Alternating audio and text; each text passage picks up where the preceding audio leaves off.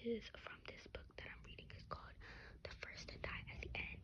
This is, as you can see, it says the prequel to They Both Die at the End. I read that book, I really liked it, and I would recommend it to everybody. So now we're reading this. I already started it, so I'm just gonna keep reading. Okay. Orion. Why someone signs up for Deathcast tells you a lot about them. Here's Valentino, former stranger, now friend in the making, who wants to buy into the end date calls because of a near death but not death. There's a huge difference, obviously. I'm not dead, but I regularly feel like I'm living that near death life. I know that motherfucking Grim Reaper keeps inching closer and closer, almost like he moved into our brownstone, staring off with a cute little lounge across the couch, and then got lonely, so he rolled on an air mattress in my room. But then his scythe popped all the air out the mattress, and he had no other choice but to cozy up with me in my twin bed. I might have that death breath all up on me, but I'm still here. When it comes to near death and death, I know both sides of that coin. I'm not alone in that. Doma has been through it too, and we swap looks like we're trying to see who's going to spill first on why we signed up for Deadcast. You wanted to tell your story, Doma says, and now is your chance. I've never stopped feeling the pressure to actually sell the service to Valentino. I'll just go first, Doma says flatly, buying me time. So my dad died from kidney cancer. I was 3, so I don't remember a ton. Just little things, like he lost a bunch of weight, even though all he did was sleep all the time. My mom told me he was sick, so I would bring him ginger ale and crackers, but it never helped. There's no heartbreak cracking up her voice. I'm so sorry, guys. I'm like a little sick or something. It's all in the past. Then one day he was gone, and I didn't understand why. And he kept being gone, and eventually I understood. I've known Doma my entire life, but I've never heard her describe her grief that way. Like it was riding a bike with a tiny hole in the tire, leaking just enough air that it's slowing you down, but takes a while before you understand the full problem. Except no, that analogy has to be trashed because unlike the tire that can be replaced or resealed, no one could pump more air into her father and bring him back to life. And Doma is quick to shut someone down if they talk about her stepfather as a replacement, no matter how much she loves him. Man, I'm ready to offer condolences like this is fresh. Valentino beats me to it. I'm really sorry for your loss. It's not fair that you lost him so young. It happens, Thomas says with a shrug. Unfortunately, it happened to me. I bump shoulders with her, knowing that she's always down for a hug, but she's only going to let herself be so vulnerable in front of strangers and friends in the making. Back home, we're always swapping stories about what it's like not having our fathers or my mother around anymore. Like after our graduation party, when it was just the 2 of us. We talked about missing our father and my parents in the audience cheering with everyone else, though we never say any of that around Diana or Floyd because we don't want them to feel bad. It's wild how we protect the grown-ups like that, but also not really. Life doesn't care how young you are. It forces you to grow up anyways. That's my fun little Deathcast origin story, Doma says. Your turn, oh bro. Her story wasn't fun, and mine isn't either. There's got to be many someones across the country who are signing up for Deathcast just because. No strings attached, no trauma lived. Must be nice. I've got a heart thing, I say, and it immediately shocks Valentino. Like that first slap of winter air when you step out the door. Are you serious? He asks. But you look healthy. Hey, it's what's on the inside that counts, right? I throw that line at people a lot, can't lie, but it fails to draw a smile out of Valentino. I got diagnosed with viral cardio. Y'all, I'm sorry, y'all. I don't know that. Big words. Cardio cardiomyopathy, whatever, a few years ago, which can be super dramatically translated as my heart trying to kill me. If you want boring medical details, then WebMD can give you the cliff notes. 2 different websites, Thomas says. Whatever, the point is that it can happen whenever, wherever. Now, death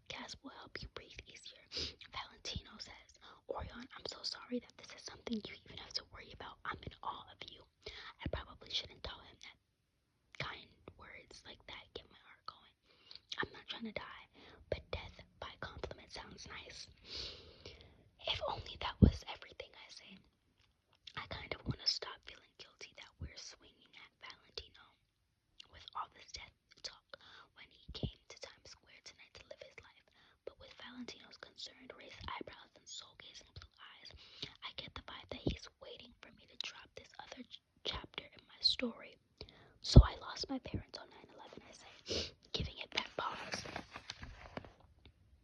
That everyone needs to swallow that down. But I've also learned that you can't wait too long, because if you're not running your mouth, someone else will start running theirs to tell you their own 9/11 story. That's what happens when your city lives through a traumatic disaster like that. Everyone felt something across the city, across the country, across the world. But there's a time and place, and I've lost count of how many times I tell people about losing my parents, only for them to jump at the chance to let me know how they couldn't catch a bus home or weren't allowed to play outside for a week. What am I supposed to say to that? I know what. I don't care, and your life went on. My parents didn't, and you got your life back, but mine changed. This is where outsiders like Valentino are blessings. He's quiet, either too stunned to find the next words he wants to say, or knows no words can change anything. No matter what, I know he's not bursting to tell me what he went down with him that day. Lips sealed, eyes glistening. Tonight, more than ever, I feel 9 years old all over again as I relive that day. It was a Tuesday, 4th grade, 2 days into our first full week of school. I was already chosen to be on the safety patrol squad because I was a tremendous ass kisser. Though all that really meant was I got to wear this lime green reflective belt and make sure everyone was in their classroom in time for morning announcements. I remember really feeling myself too, walking down the halls in my new and navy FUBU jumpsuit and bright white sneakers, stuff my parents bought me during back to school shopping. It seemed like an ordinary day, I say, and it still took me a minute to catch on that it wasn't. My shift was over, so I returned my belt to the security desk, where the guard and vice principal were watching the news on one of those big-ass TVs that were always being rolled from classroom to classroom, depending on which teacher called dibs on it first. The footage looked like something out of an action movie, but it was so real. I saw the towers upright and burning, and then they cut to the collapse. I felt a buzzing in my head and an emptiness in my stomach. If you want to know how stupid I was, I didn't know this was even going down in New York at that point. My vice principal had called the buildings the World Trade Center, but I grew up only knowing them as the Twin Towers, so I wrote it off as some video game company in another country. And I was so relieved that it wasn't happening here because it looked so scary, and I went back to class without giving it another thought. I didn't know why I'm giving every damn detail like this. Oh, sorry, I don't know why I'm giving every damn detail like this. Maybe I've got more of a novel in me than I give myself credit for, because I'm painting one hell of a picture. Then I share the thought that haunts me the most. I had no idea my parents were dead at that point. Guys, if you hear noise in the background, I apologize. But, lo-fi ASMR, LOL. I had no idea my parents were dead at that point. I wipe away some sneaky ass tears and stare at the ground. I can't even look at Valentino or Dama. I start trying to wrap it up, but these memories are rolling fast like a montage. It's got me thinking about how everyone says you see your life flashing before your eyes before you die. Maybe my body somehow knows that I'm hours or even minutes away from an end day call. If this is the last time I'm going to share this story, I'm going to tell it right. Classes begin as normal, but by lunch there was a shift. Teachers were abandoning their lesson plans and telling us to do independent reading or chat quietly amongst ourselves as they stepped out into the halls to have their own conversations. Not one was telling us what was happening. Then parents started arriving and picking up their children. Still no words on why. But we started making a game out of it in class, betting on who would go home next. Then I finally overheard someone say the Twin Towers were attacked. There's so many things I remember about that day, but there are little gaps too, like not about not knowing who it was who dropped those words on me like a bomb, or how long I sat in the chair trying to process what that meant. But eventually, I got up, kind of zombie walking to my teacher, Miss Williams' desk, and told her that my parents were in Manhattan that morning for work.